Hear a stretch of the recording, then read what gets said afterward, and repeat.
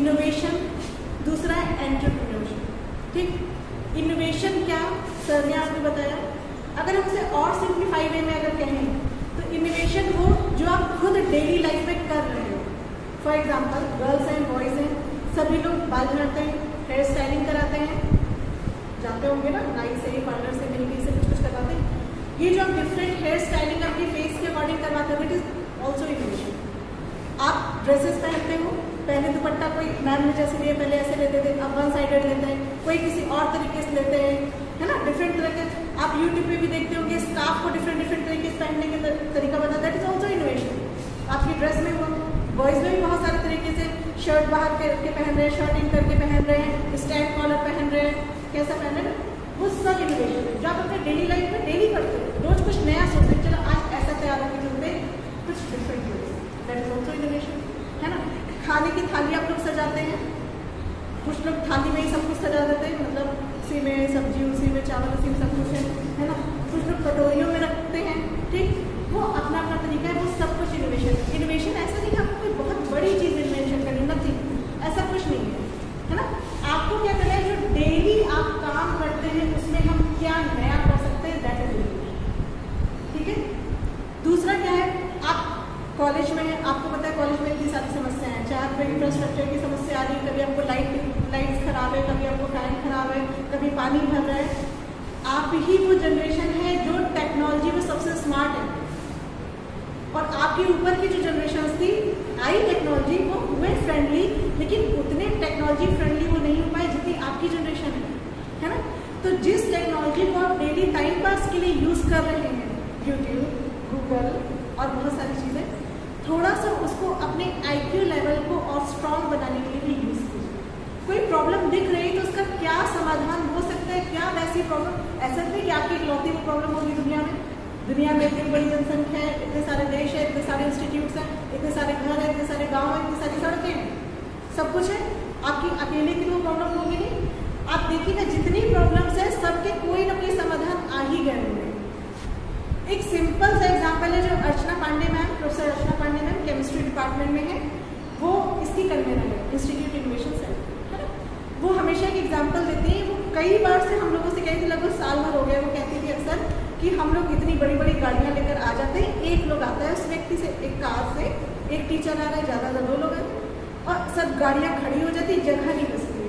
काश कि ऐसा होता कि हम जो स्कूटी और बाइक से यूज़ करते हैं, यूजुअली क्यों उसको प्रेफर नहीं करते, क्योंकि स्कूटी बाइक से बारिश में पानी से भीग रहे हैं, ठंडी में ठंड से परेशान हो रहे हैं, गर्मी में धूप से परेशान हो रहे हैं, इसलिए लोग कार प्रेफर करते हैं।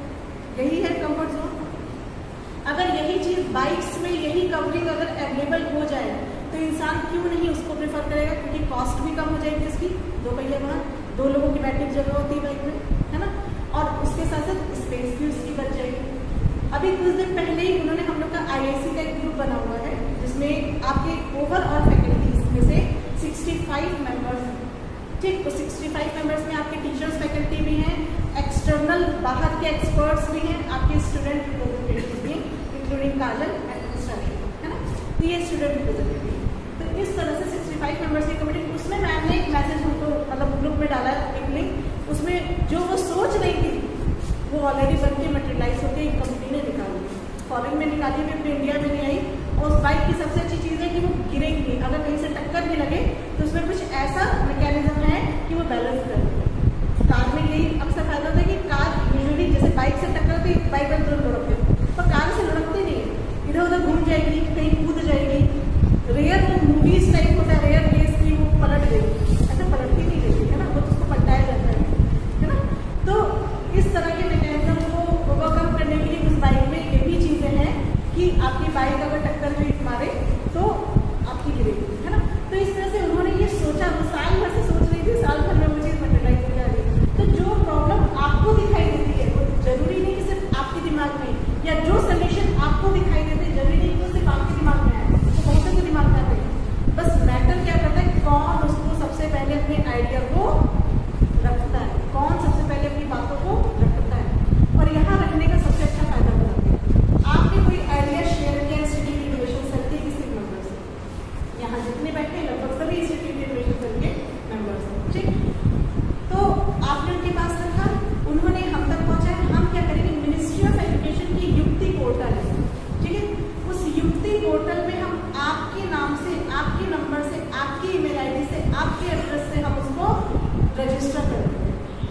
लाइफ टाइम उस आइडिया को आपका नाम मिलेगा। अगर वो आइडिया मिनिस्ट्री को पसंद आता है, उसकी वो आपको ट्रेनिंग भी कराएगा, उसकी फंडिंग भी देगा। उसका उद्देश्य क्यों है ये कराने का? उसके पास पैसे प्राप्त पड़े इसलिए नहीं वो दे रहा था, उसका रीजन है। उसका रीजन ये है कि इतिहास अगर अपना देखें तो अपने देश में ज्यादातर राजा महाराजा होते थे, जमींदार होते थे, है ना। लोग अपना काम खुद करते थे, खेती करते थे, जो भी करते थे अपना स्वरोजगार लोग करते थे। कुछ ही होते थे जो किसी के यहाँ नौकर बन के जाते थे, है ना। पर जब अंग्रेज यहाँ आए तो उन्होंने क्या सोचा, हम ही सुपीरियर है ना, जितने भारतीय सब इंफीरियर है। अब इनको ये इंफीरियरिटी कॉम्प्लेक्स और लाकर हमें देना है, तो उन्होंने कैसे दिया, हम तुम्हें अपने अनुसार कुछ ट्रेनिंग कराएंगे, जिसे एजुकेशन कहते हैं आपकी भाषा में, जो उनकी एजुकेशन बनाई हुई है, और हम वो एजुकेशन अपनी भाषा में कराएंगे, अंग्रेजी में। तुम उसको सीखो, हम तुम्हें अच्छी पगार पे अपने यहाँ रखेंगे, क्योंकि हम सुपीरियर है, तुम हमसे जुड़ोगे, तुम भी सुपीरियर की तरफ बढ़ोगे। सुपीरियर हो नहीं जाओगे पर सुपीरियर की तरफ बढ़ोगे। ये उन्होंने यहाँ पे ट्रेंड लाया, और इसके चलते लोगों ने उनकी एजुकेशन को लेना स्टार्ट किया, उनकी ट्रेनिंग्स को लेना स्टार्ट किया, उनके यहाँ पे नौकर बनने लगे और कहलाने लगे गवर्नमेंट एम्प्लॉय। और वहीं से ये गवर्नमेंट जॉब का ट्रेंड बहुत ज्यादा बढ़ गया। तो बच्चे जो पढ़ रहे हैं ज्यादातर, तो किस लिए पढ़ रहे हैं कि हम आगे जॉब कर सकते हैं। बहुत कम ऐसे बच्चे हैं जो किस लिए पढ़ रहे हैं कि हम पढ़ के अपने दिमाग को इतना क्रिएटिव बनाए, इतना स्किलफुल बनाए कि हम एक बिजनेस, एक स्टार्टअप स्टार्ट कर सकें। क्योंकि जब हम बिजनेस स्टार्ट करेंगे तो हम उसके राजा होंगे, है ना।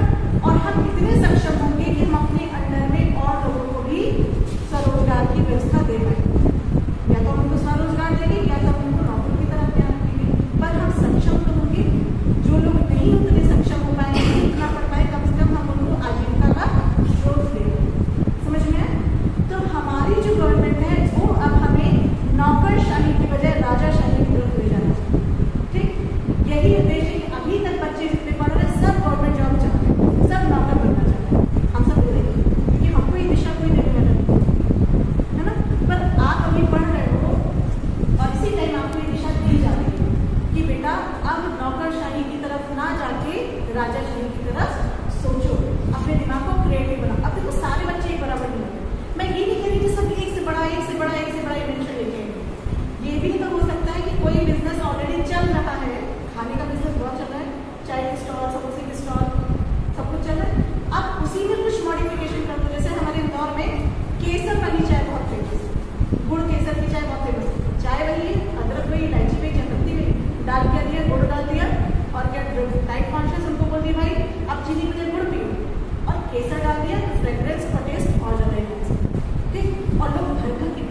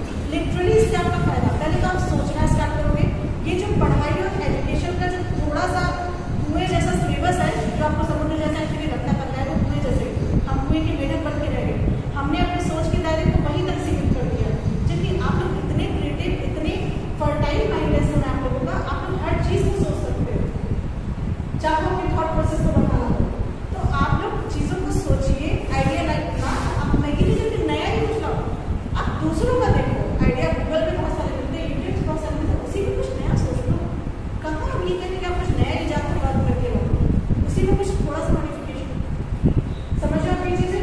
तो ये चीज करके इसने पार्टिसिपेट की, ये आपकी एक्स्ट्रा करिकुलर एक्टिविटीज में काउंट होगी जो आपके सीवी को